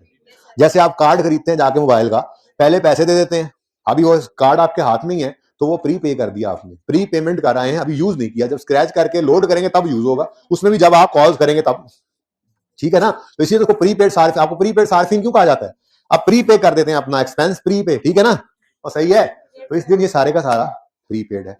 अब ये किराया जो है ये अगले 3 साल का हमने आज ही पे कर दिया इकट्ठा, ठीक है। अब 528 अगर 3 साल का है किराया, तो 1 साल का कितना बनता है 170, तो 13 के साल में किराया 176 एक्सपेंस बनेगा, 14 के साल में 176 और 15 के साल में भी 176, तो ये एक्सपेंस तब जब सर्विसेज हम यूज अप करते जाए। 1 साल बिल्डिंग इस्तेमाल कर ली, 176 रुपए एक्सपेंस में डाल देंगे, फिर अगला साल इस्तेमाल कर ली, फिर एक्सपेंस में डाल देंगे, फिर उससे अगला साल इस्तेमाल कर ली, एक्सपेंस में डाल देंगे, बात समझ आ रही है। अब 528 में से 176 तो इस साल में एक्सपेंस आउट हो गया, जो बाकी है वो कितना है वैसे, ये 352 क्या होगा स्टैंडिंग ऑन, ये क्या है 31 दिसंबर 13, ये आप खड़े हैं स्टैंडिंग ऑन 31 दिसंबर 13, ये 352 क्या है एक्सपेंस या लाइबिलिटी, शर्म करो ना, एक्सपेंस है ना लाइबिलिटी है, ये इस दिन खड़े हैं और अगले 2 साल का भी किराया हमने पहले ही पे किया हुआ है, तो ये प्री पेमेंट है, प्री पेड रेंट है, दिस इज एन एसेट, ठीक है। ये 352 क्या है जी, ये प्री पेड रेंट है, और प्री पेड रेंट को एक करंट एसेट कहते हैं, ठीक है। प्री पेड रेंट को क्या कहते हैं जी, एसेट ना, करंट नहीं, अभी उसकी लड़ाई बाद में, हाँ सबर कर जा, इसीलिए एसेट लिखा है। एसेट क्यों, एसेट क्यों, क्या फायदा, कैश आएगा नहीं, ये एक राइट है टू रिसीव कैश, नहीं to receive services in future, ये क्या है, right to receive services in future, asset है, बोलो। अब हमारे पास 2 क्लासिफिकेशन मौजूद है, करंट एसेट और नॉन करंट एसेट। मुझे बताएं ये प्रीपेड रेंट जो है, ये करंट में रखें या नॉन करंट में? देखें, सुने मेरी बात, अगर तो ये 352 सारे का सारा इस दिन खड़े होकर हमने पे किया हुआ है और अगले 14 वाले साल में सारा एक्सपेंस हो जाना होता तो ये सारा करंट था, सारा करंट था। अगर ये सारा 300, ये ना हमने आगे 23 में लोन के साथ, लायबिलिटी के साथ ये करना है, ठीक है ना? तो चलो उसकी तरह प्रैक्टिस भी, मैंने पिछली क्लास में ये बात कर दी, ठीक है ना? क्योंकि अब एक्रूवल प्री पेमेंट और फिर IAS 23 सब हर चीज ना आपस में इंटरलिंक्ड होती है। रोज लेक्चर लेना, छुट्टी नहीं करनी। और जिन्होंने अभी तक हफ्ते वाला लेक्चर नहीं लिया, गुनाह कबीरा करके बैठे हैं क्लास में, वो लाजमी आज लेक्चर ले लीजिएगा। अच्छा, लेट ज्वाइन करने वाले तो जल्दी लेक्चर पूरे करें। अच्छा सुने, अगर 352 सारे का सारा 14 में एक्सपेंस बन जाता तो ये क्या था? इस दिन खड़े होकर करंट एसेट था, फ्यूचर में फायदा आना है और फ्यूचर अगले 12 महीने में फायदा मिल जाना है। और अगर ये सारे का सारा 14 में नहीं बल्कि 15 में जाके एक्सपेंस बनना होता तो सारे का सारा नॉन करंट हो जाता। पर इस मुसीबत मारे का मसला ये है कि इसमें से कुछ हिस्सा अगले 1 साल में एसेट बन रहा है, एक्सपेंस बन रहा है और फायदा दे रहा है, ठीक है ना? और कुछ हिस्सा उससे भी आगे। तो इस 352 में से कुछ हिस्सा नॉन करंट है, कुछ हिस्सा करंट। अगले 1 साल में जो एक्सपेंस में चला जाना है वो करंट, और जो उसके बाद बच जाए वो नॉन करंट। वो इत्तेफाक से फिर एक ही बच जाता है, ठीक है? तो इसका मतलब इधर देखो, मेंटेनेंस बोलो एक्सपेंस है, मेंटेनेंस एक्सपेंस 528 है। इधर देखो डिवाइडेड बाय 3 कितना बनता है? यानी कि ये खर्चा हर साल 176 करके एक्सपेंस में जाएगा। प्रॉफिट लॉस आसान था, ठीक है ना? हाँ, बैलेंस शीट में लड़ाई पड़ती है। हमने पहले 528 पे किया, 176 चला गया एक्सपेंस में, बाकी कितना बाकी है? 352। ये 352 ना करंट में लिखने जोगे हैं ना नॉन करंट में, ठीक है? इस 352 में से 176 करंट, क्योंकि यहां आप खड़े हैं, ये आप हैं, ये आप अपने आप को देखें 31 पे खड़े, ठीक है? यहां खड़े होकर अगले 12 महीने में 176 रुपए एक्सपेंस में चले जाना है, बोलो तो ये आ जाएगा करंट में, प्रीपेड रेंट, ठीक है जी? कितना जी? 176। इधर देखो 176, ठीक है? अच्छा, अब ये तो करंट है, और यहीं खड़े होकर जो अगले 1 महीने में एक्सपेंस नहीं बनना वो कितना है? वो टोटल में से इसको माइनस करके भी आ सकता था, लेकिन चूंकि 2 ही हैं इसलिए मैंने सिंपली बता दिया, ठीक है ना जी? सब्र कर जाओ, अभी मैं 31 नंबर 13 में खड़ा हूं, ठीक है? ठहर जा जी। 176 करंट में हो गया इसमें से, और बाकी 176 नॉन करंट में। तो यहां पर हमने प्रीपेड रेंट दोबारा लिख लिया, और ये कितना आ गया? ये भी 176। अब अगर गौर करो ना, इधर देखो, तो 31 दिसंबर 13 पे खड़े होकर ये पूरा 352 एसेट ही है, सिर्फ उसको तोड़ के लिख दिया हमने, कुछ करंट में कुछ नॉन करंट में। क्या हम इसको एसेट नहीं कह रहे? बैलेंस शीट है, देखो हेडिंग क्या है? बैलेंस शीट, उसमें करंट एसेट, तो है तो हमारा करंट एसेट ही, ठीक है? और है तो हमारा एसेट ही। 352 टोटल एसेट है इस वक्त, कुछ करंट कुछ नॉन करंट है, तो सारा एसेट बैलेंस शीट में एसेट है, कुछ करंट कुछ सिर्फ तोड़ के लिखा है हमने प्रेजेंटेशन पर्पस के लिए, ठीक है? हाँ भी क्या 2 मिस है?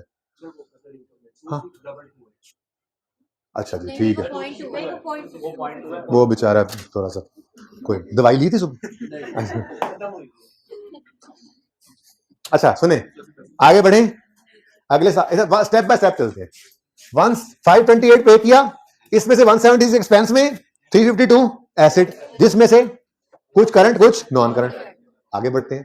अब 14 वाला साल आया तो 176 फिर एक्सपेंस में चला गया, और यहां पे कितना बच गया? ये एसेट है, एसिड है। ये एसिड में से कितना करंट और कितना नॉन करंट? सारा करंट, कुछ भी नहीं नॉन करंट, ठीक है?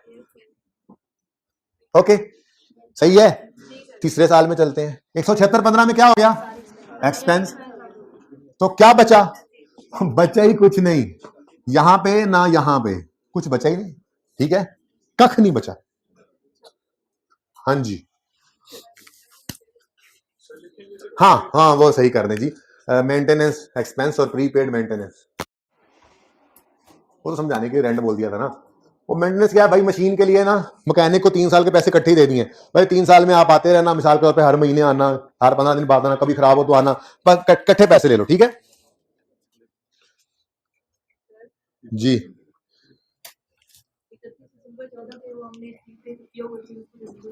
हैं प्री पे किया, ये इसकी बात ओ बेटा, ये प्री पेमेंट रह गई है ना, ये सारी की सारी अगले 12 महीने में एक्सपेंस हो जानी है नहीं? तो प्री पेमेंट है, तो यहां पे भी प्री पेमेंट ही है, लेकिन सारी करंट है, नॉन करंट कुछ नहीं है। नहीं समझे? 176 प्री पेमेंट है, तो यहां क्या लिखा हुआ है? Pre payment.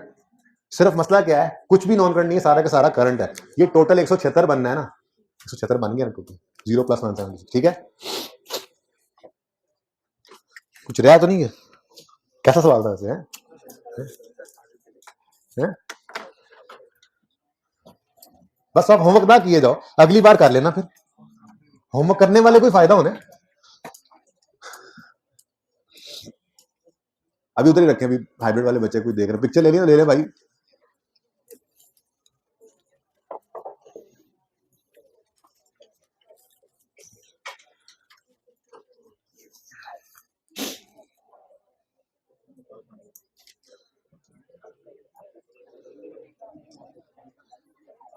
अच्छा जी, अब आ जाए आगे 36 पे।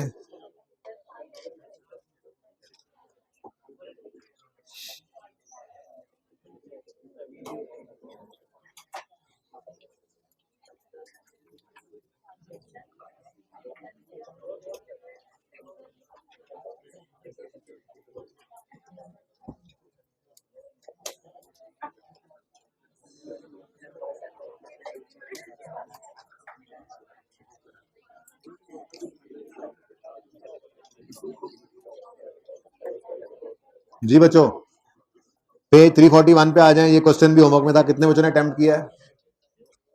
बड़ी मेहरबानी, जो 5-10 बच्चे कर रहे हैं। पता है आगे पर रिजल्ट FAR1 में कितना है?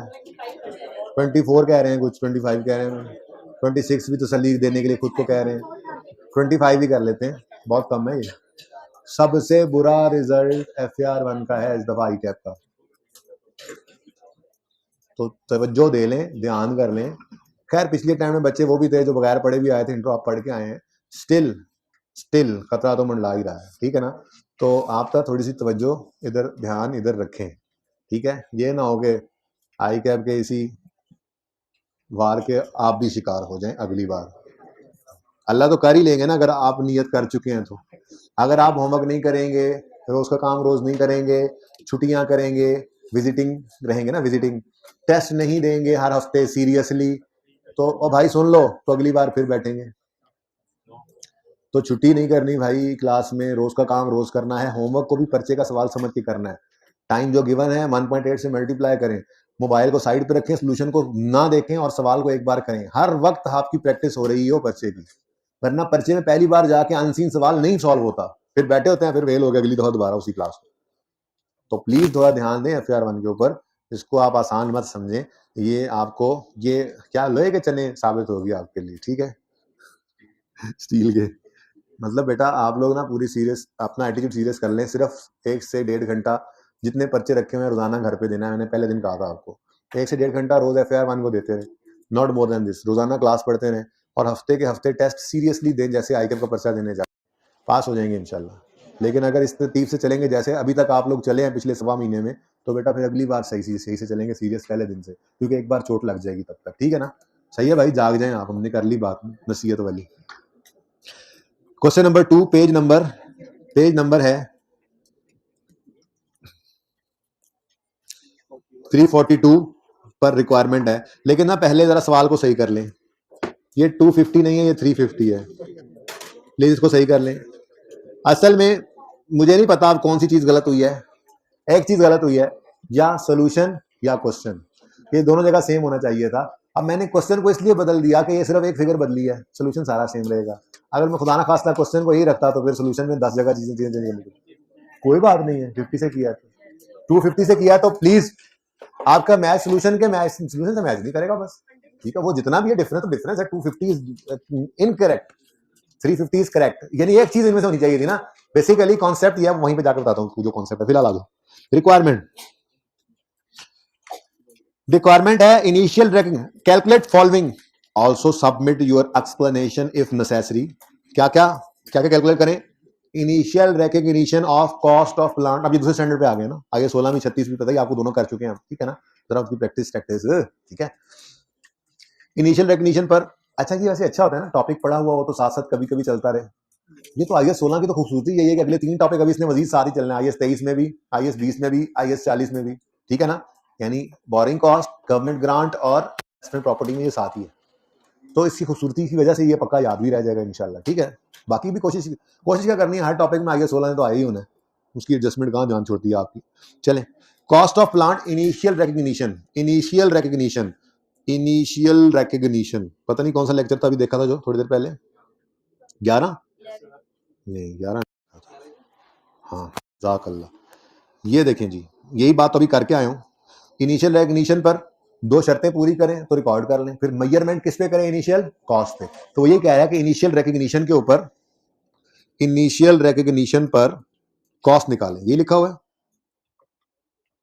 आजा भाई, ये इनिशियल रिकग्निशन पे कॉस्ट निकालें। तो इनिशियल रिकग्निशन पे तो आपको पता है मेजरमेंट कॉस्ट पे ही होती है, और कॉस्ट के अंदर डायरेक्टली एट्रीब्यूटेबल खर्चे भी हम ऐड कर देते हैं, ठीक है, सीखा हुआ है। और फिर वो कहता है as at 30 June 5 year end है, इंपेयरमेंट लॉस कैलकुलेट करो इफ एनी, ठीक है। सवाल जरा पुराना है लेकिन बहुत अच्छा सवाल था, जिन्होंने किया उनको पता चला होगा। ये दोनों स्टैंडर्ड्स को अच्छे तरीके से मिक्स करके, मतलब IS 16 इसमें मिक्स होता ही नहीं ना, मतलब IS 16 में पहले चीजें डिटरमिन हो जाती हैं, कॉस्ट डिटरमिन होती है, फिर डेप्शन निकालते हैं, बुक वैल्यू निकलती है, फिर इंपेयरमेंट लॉस आता है ना। लेकिन ये दोनों ही स्टैंडर्ड जो है वो अच्छे खासे इसके अंदर एक्सटेंसिवली उसने यूज किए हुए थे, ठीक है। चले जी, कॉस्ट निकाल लेते हैं, कोई मसला नहीं है, यहीं पे करेंगे, आपको पता है अब ये काम तो सोल्यूशन साथ साथ देखेंगे यहीं पे। ये ऐसे, ये ना समझना, आपको पिछली क्लास में भी ये सोल्यूशन से ही देखा है, डिस्कस करते गए और सोल्यूशन में चीजें जो टिक करते गए समझने वाली, ठीक है। ऑन यकम अक्टूबर 2004, ईयर एंड 30 जून 2005 है, तो अक्टूबर नवंबर दिसंबर और फिर यानी कि तकरीबन हमारे साल के एंड होने से को 9 महीने पहले बेटा पिलर के साथ बात ना करें, पिलर के साथ बैठ के बात ना करें दूसरे स्टूडेंट से, पिलर से तो बात नहीं करेंगे जी। यकम अक्टूबर को मतलब हमारे साल के एंड होने से 9 महीने पहले एक काम शुरू हो रहा है, क्या हो रहा है, ARC Limited in the course of improvement and enhancement of its production facility bought a plant having invoice value of 25 million for production of its popular brand of, इतनी सारी कहानी जो सिर्फ इतनी सारी गल निकली है कि इनवॉइस वैल्यू कितनी है 25 मिलियन, ठीक है जी, और सही है। अच्छा, ये काम की बात अभी तक। Mister Aslam, one of the directors, was assigned the duty of supervising the installation of plant. Other information is given नीचे। A special trade discount of 25 was allowed by supplier due to efforts of agent involved in the deal who had close association with Aslam Bhai. Normally supplier allows only 10% trade discount to his customer. हाँ भाई, किसी बच्चे ने IFRS 15 नहीं पढ़ा accidentally, FAR 2 में पढ़ना है। एक पिछली क्लास में बच्चा को बैठा था, पता नहीं कहाँ पढ़ लिया था उसने, तो वो कहने लगा सर 10 को छोड़े, वो तो सबको दे रहे हैं, 15 की बात करें। मैं कहा तू पढ़िया गया, तू IFRS 15 पढ़िया। सादा सी बात है जी, हम गए अपने एक दोस्त के साथ उसके कजन की दुकान पे, हमने कहा हमें ये AC दे दो। उसने कहा भाई बाकियों को तो ये AC लिखा हुआ है इसके ऊपर 100 रुपए, बाकियों को तो ये AC मैं देता हूँ 90 रुपए का, लेकिन आपके लिए, मेरे भाई के साथ आए हो, बड़े भाई के साथ आए हो, आपके लिए 75 रुपए का। तो आप क्या कहोगे, नहीं 10 रहने दो, हमें 15 ही दे दो बस। तो बोलो ये क्या सिचुएशन है। उसने लगाया हुआ है दुकान के बाहर लिख के लगाया हुआ है 10% फ्लैट ऑफ। आप दुकान पे गए, ताल्लुक की वजह से आपको 25% ऑफ मिल गया, तो आप फिर क्या करोगे, 10% ही लोगे, कौन नहीं मैं, या फिर कहो चल नहीं हम ऊपर 10 ही ना, बस सिर्फ 15 ले लेंगे, ऐसा करोगे भाई। इस तरह के मामले में तो जस्ट क्या करोगे आप, इस 10% को इग्नोर करोगे, ठीक है।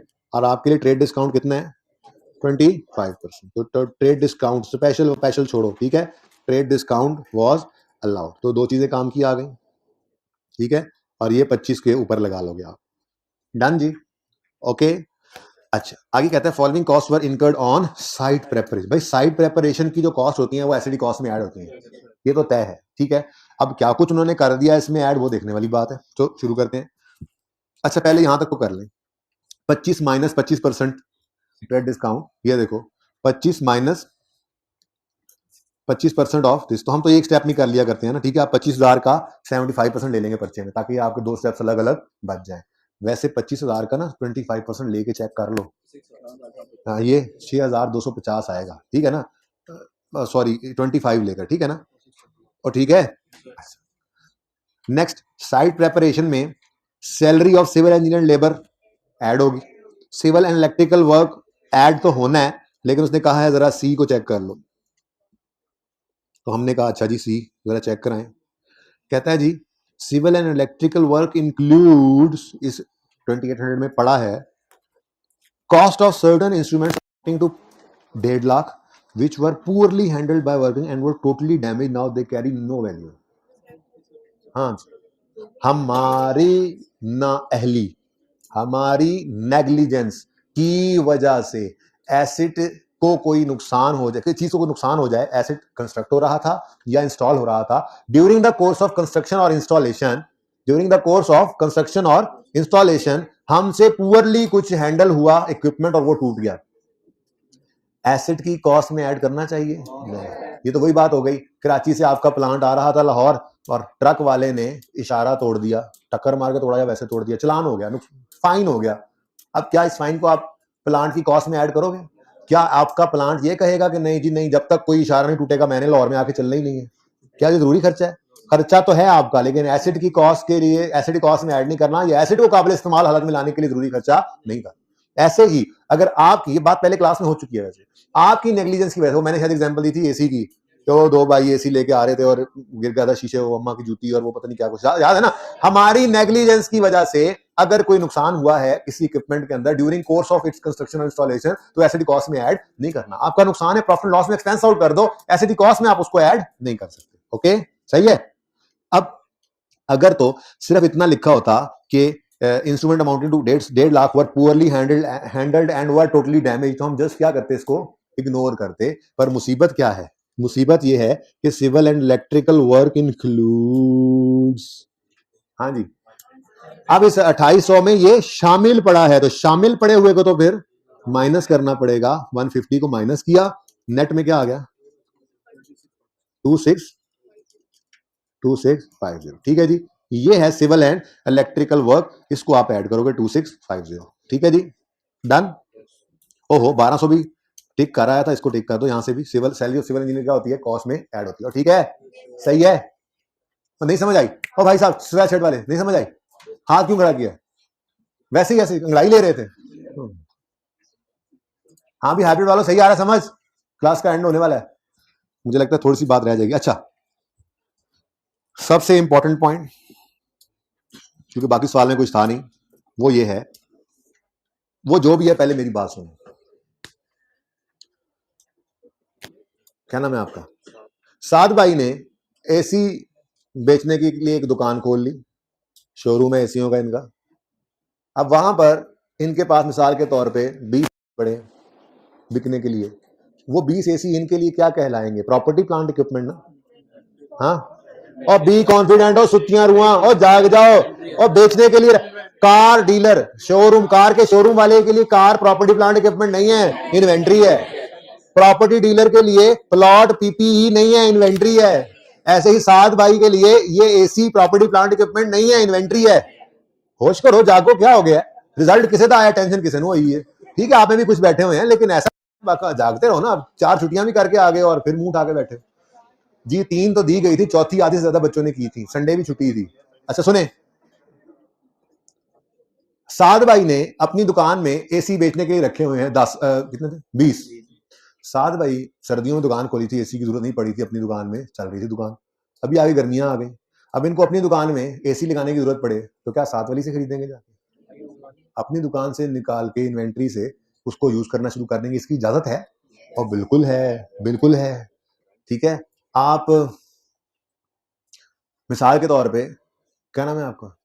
अहमद भाई बाहर के मुल्क से फोटोकॉपी मशीनें इंपोर्ट करते हैं और पूरे पाकिस्तान में सप्लाई करते हैं। अब इनके जाहिर है बड़े सप्लायर हैं, इनका अपना दफ्तर भी अच्छा खासा बड़ा सा दफ्तर है, यहाँ पे उनको फोटोकॉपी की जरूरत पड़ती रहती है। अब इनको फोटोकॉपी मशीन की जरूरत पड़े तो क्या ये बाहर से कहीं से खरीदेंगे? भाई इनके पास जो फोटोकॉपी मशीनें पड़ी हैं बेचने के लिए, वो इनकी इन्वेंट्री है, लेकिन उनमें से एक को निकाल के यूज करना शुरू कर देंगे। कोई एतराज? तो इस काम पे कोई एतराज नहीं हो सकता है, बस एक एडजस्टमेंट करनी पड़ती है, एक एंट्री पास करनी पड़ती है। जरा सोच के बताएं क्या? ड्राइंग्स नहीं बेटा, ड्राइंग्स नहीं, हम ओनर घर निकाल के नहीं ले गया ऐसे। ठीक है, बिजनेस के ही यूज में है, इन्वेंट्री था। अब ये बेचने के लिए रखा हुआ था एसी, ये उठाया तो इन्वेंट्री से निकल गया, ये लगा दिया, अब यूज होने लग गया तो फिक्स एसेट बन गया। तो आपने क्या किया? आपने ट्रांसफर किया आपने ऑफ फिक्स एसेट, नहीं, of inventory to fix asset, transfer of stock या इन्वेंट्री टू फिक्स एसेट। इसकी इजाजत है? बिल्कुल इजाजत है। ठीक है, आमिर जरा जाके देखो, नान साहब का सर रश लगा हुआ है ना, तो 5 मिनट में और पढ़ा लूंगा। फिर बच्चे अच्छे आ रहे हैं, उन्हें पूछो सर को 5-10 मिनट है, 10 शुरू करनी है क्लास। अच्छा सर कहेंगे तो फिर ही। अच्छा सुनो, 5 मतलब 1-2 मिनट ऊपर की बात पूरी हो जाएगा, बस इतनी सी। अच्छा सुनो, इन्वेंट्री से एसिड निकल जाएगा और फिक्स एसिड, एंट्री क्या बनेगी? एसिड डेबिट करोगे, फिक्स एसिड जो भी होगा, वो मशीन है, वो प्लांट है, वो मशीनरी है, जो भी है, ठीक है ना, तो फिक्स एसिड को डेबिट कर दोगे और क्रेडिट कर दोगे इन्वेंट्री को। लेकिन जरा अहम बात पता है क्या है? अहम बात यह है कि अगर 100 रुपए की आपने ये एसी, आप 100 का खरीदते हैं, साथ भाई ये एसी 100 रुपए का खरीदते हैं, लाख रुपए का मिसाल के तौर पे, और आगे बेचते हैं बाजार में 110 का, 115 का, 120 का, अपनी मर्जी है ना इनकी। इन्होंने 100 का खरीदा, इन्होंने आगे 115 का बेचना है। अब अगर इन्होंने ये बेचने के बजाय खुद इस्तेमाल करना शुरू कर दिया, तो ये नहीं करना कि ये खुद को बेच के खुद से प्रॉफिट नहीं कमा लेना। प्रूडेंस कॉन्सेप्ट इसकी इजाजत नहीं देता। चीजें खुद को बेच के खुद से प्रॉफिट कमाई जा रहे हैं। ये अपने दुकान में से इसने एसी उठाया, 115 पे रिकॉर्ड किया, 15 रुपए का प्रॉफिट भी रिकॉर्ड कर लिया। फ्रेंड कहते हैं नहीं, ऐसा नहीं होना चाहिए। आपने खुद को चीज बेची नहीं है, बस इस्तेमाल में लाए हो, तो जो आपने बाहर से खरीदी थी, कॉस्ट बनी थी, वो आपको कॉस्ट ही है। तो ये एंट्री हमेशा पास होगी। Always pass this entry with cost, okay, with cost, okay, ठीक है, ये समझ आ गई बात। अब जरा पॉइंट 3 पढ़ लें। क्या कह रहे थे सर? 5 मिनट दे रही है सर ने? यस जी, छोटी छोटी खुशियां उस्तादों की यही होती हैं। 5 मिनट ज्यादा लग गए, वो पहले बच्चों ने असल में उधर रोना डाला हुआ था, सुने और कुछ मिठाइयां भी आ रही थी, तो फिर ऐसे जी। अभी दोबारा चलें, सुने सुने सुने, बस बात खत्म हो गई। इलेक्ट्रिकल आइटम रिसीव फ्रॉम, देखो ऊपर क्या लिखा हुआ है, site preparation, following costs were incurred on site preparation, नीचे लिखा हुआ है। बेटा बात सुन लें, इधर देखो पहली लाइन में क्या लिखा हुआ था, ये क्या करते हैं, प्रोडक्शन फैसिलिटी, इन्होंने जो, किस लिए, production of its popular brand of electrical goods, इनका काम यही है, इलेक्ट्रिकल गुड्स बनाते हैं, तारे, मिसाल के तौर पे तारे बनाते हैं ये, ठीक है। अब अपने प्लांट की या मशीन की इंस्टॉलेशन करते हुए अगर तार की जरूरत पड़ी तो साथ वाली फैक्ट्री से नहीं जाएंगे, अपने पास से ही ये इस्तेमाल कर लेंगे, तो तार बनी पड़ी है बेचने के लिए इनकी इन्वेंट्री में, ठीक है ना। तो ये लिखा हुआ है, यहाँ पे देखो लिखा हुआ है, electrical items received from companies own production department at cost plus, हद हो गई यार, खुद को प्रॉफिट। अगली बात तो छोड़ ही दो ना, अगली बात तो छोड़ दो, similar items are sold to other customer at cost plus, तो हमें इससे क्या, हमने को बेचा थोड़ा ही है इसको, हमने बेचा नहीं है भाई, इसको तो साइड पे कर दो ना, कितने का बेचते हो, हमें इससे क्या, हमें मसला इससे है, वो अल्लाह के बंदे खुद को ही बेच लिया तुमने 10% प्रॉफिट पे चीज को, कुछ शर्म करो। यानी ये 330 क्या है, ये 330 क्या है, ये 110 पे पड़ा है, ठीक है, इस पे ये 110% है, इसमें 10% प्रॉफिट भी लोडेड है, हम कह रहे हैं इसको 30 पे लाओ। ये कल सिखा दूंगा, ये मैंने लिख लिया था पिछली क्लास में, आपको नहीं लिख के दिखाया ना, कल आते ही इसकी बात कर लेंगे। वैसे ये मार्कअप मार्जिन है जिसकी प्रैक्टिस वहां पे मैंने बताया कि हमने करनी थी, किताब बंद करने का नहीं बोला, किताब बंद करने का जी। तो ये एंट्री हमने पास करनी है जी प्यारे बच्चों, और ये एंट्री पास करनी है विद कॉस्ट। अब 300 जो है, 300 ये सॉरी 330 जो है ये पड़ा हुआ है 110 पे, इसमें प्रॉफिट भी लोडेड है। देखो ना, पढ़ के देखो जुमला, वो कह रहा है electrical item receive from companies godown, आगे 330 लिखा हुआ है, और कह रहा है ये एट कॉस्ट प्लस 10% आया है। हमने कहा कुछ शर्म करो, कुछ हया करो, हैं, कोई शर्म नहीं, कोई हया नहीं, ये इसको 100 पे लाओ, प्रॉफिट से निकालो, यानी 300 पे, और ये एंट्री पास करो 300 से, फिक्स एसिड यानी एसिड कॉस्ट में ये 300 ऐड कर दो, ये देखो, ओहो इधर भी हुई, इधर भी हुई, ये देखो 330 divide by 110 into 100, 300 ACD cost में ऐड कर दो। क्लियर है? यही बस पॉइंट था समझने वाला, और तो कुछ भी नहीं। सुनो इधर प्लीज, ऑन यकम January test run was successfully completed at a cost of 550, sale proceed were 320। क्या करते होते हैं भाई, 550 माइनस 320 करके ऐड कर दोगे, ठीक है, 230 को। नेक्स्ट कोई चीज रह गई, हाँ ये रह गया बीच में, remuneration of employ during site preparation, भाई जो साइट बना रहे हैं उनकी तनख्वाहें, उन मजदूरों की मजदूरियां एसिडी कॉस्ट में ऐड कर दें, सिंपल, सही है। अच्छा अगली बात, the company is presently obliged to dismantle plant at the end of life, बात हुई है कि डिसमेंटलिंग कॉस्ट को एसिडी कॉस्ट में ऐड करते हैं। अब मसला ये है कि ये मिसाल के तौर पे, सवाल के तौर पे 10% स्ट्रेट लाइन है, तो 10 साल इसकी लाइफ है ना, 10वें साल के एंड पे कानून कहता है कि आपने इसको उतार के जाना है, उखाड़ के जाना है, साइट को रिस्टोर करके जाना है, तो इसका एस्टीमेट लगा के हम आज ही एसिडी कॉस्ट में ऐड करेंगे डिसमेंटलिंग कॉस्ट को, ठीक है। अब वो डिसमेंटलिंग कॉस्ट पे करनी होती है 10 साल बाद, 10 साल बाद जो पैसे देने हैं एस्टीमेट जो होता है उसकी फिर प्रेजेंट वैल्यू निकाली जाती है, उसको एसेट में ऐड किया जाता है। आपको मैंने बताया था कि FAR2 के अंदर 3 से 4 दिन का ये टॉपिक है, सिर्फ प्रोविजन फॉर डीकमीशनिंग IS 37 के अंदर पढ़ा जाता है, ठीक है। अभी यहां पे आपके सिलेबस में नहीं है। मैक्सिमम क्या याद रखने वाली बात है कि अगर ये आ जाए सवाल में तो मैंने कहा था एज इट इज ऐड कर देना, आपको प्रेजेंट वैल्यू ही गिवन होगी, आपको निकालने की जरूरत भी नहीं पड़ेगी, क्योंकि आपके सिलेबस में नहीं है ना ये बात, इस तरह से स्कोप में नहीं है। बस इतनी सी बात याद रखना। तो कॉस्ट ऑफ डिसमेंटलिंग अगर आ रहा है सवाल में तो उन्होंने क्या कहा, खुद कह भी रहा है present value of dismantling cost is 350। ये जरा सवाल सही कर लिया हमने, ठीक है, तो 350 भी ऐड कर देंगे।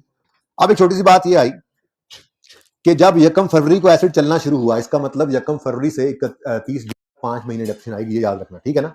जब इसे 1 फरवरी को चलना शुरू किया तो 45% तक कैपेसिटी की, आहिस्ता आहिस्ता हम प्रोडक्शन बढ़ाएंगे ना, आहिस्ता आहिस्ता चीजें ज्यादा बनाएंगे और ज्यादा बेचेंगे, तो ठीक है।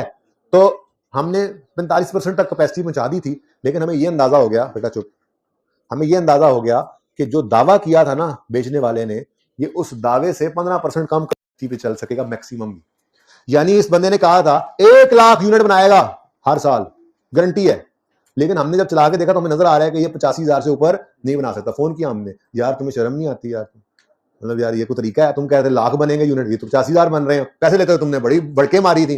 नहीं नहीं सर, वो कोई शायद इस पीस के अंदर को मसला आ गया होगा, कोई मसला नहीं है। आप ऐसा करें, आप टेंशन ना लें, 3% ऑफ इनवॉइस वैल्यू आपको हमने छोड़ा, ठीक है। तो फिर ये क्या है, ये आपको वापस मिल गया है, वो जो 9200 था, उस 9200 था 2500 था, 2500 का 3% आप क्या कर लो, माइनस कर लो, ये कॉस्ट आ गई, ये कॉस्ट है, इसमें से डेप्रीसिएशन 5 महीने की माइनस करो, बुक वैल्यू आ गई। रिकवरेबल अमाउंट निकालने के लिए fair value less cost to sell है, वैल्यू इन यूज नहीं है। जब है ही नहीं तो फिर वही है, देखो जल्दी से बुक वैल्यू तो निकल आएगी ना, ठीक है। रिकवरेबल अमाउंट क्या है जी, fair value less cost to sell और value in use. Fair value सवाल में उसने बताई, company account for asset under cost model, it is estimated that 21% as fair value, तो ये तो 21 मिलियन, ठीक है। 21 मिलियन को हम 21,000 लिखेंगे ना, बोलो, माइनस आई कहता है it is further estimated that in case of disposal following expenditures will be incurred. Cost of transportation cost to sell है, टर्मिनेशन बेनिफिट्स ना ना ना ना ना, याद करें, ये सारी छोटी छोटी बात भी इंपॉर्टेंट होती है क्लास में पढ़ी हुई, देखो हमने कॉस्ट टू सेल डिस्कस की हुई है, ठीक है। Anyways, legal cost, stamp duty, बिल्कुल, तो ये आपने यूं लिखना था -100 बल्कि यूं लिख लें -100 -0 -100 -50, बेहतरीन, ये कॉस्ट टू सेल आ जाएगी। वैल्यू इन यूज है नहीं तो फिर कॉस्ट टू सेल ही क्या बन जाएगी। भाई क्या चल रहा है इधर यार, मैंने 5 मिनट मांगे हुए थे, ठीक है, आप तो क्यों खड़े हो इधर, डिस्टर्बेंस हो रही है, अजीब बात है, सही बात जी। बेटा बेटा कॉस्ट टू सेल नहीं है, जो क्या चीज नहीं माइनस कर रहे,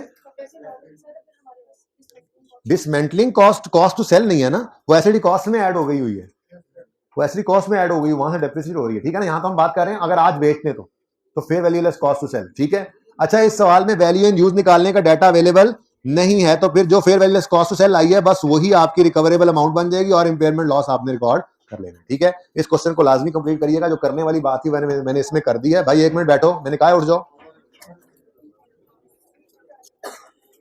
इस होमवर्क को लाजमी करके आइएगा, पहले मुझे निकलने दें, जिंदगी रही तो फिर होगी मुलाकात। अल्लाह हाफ़िज़।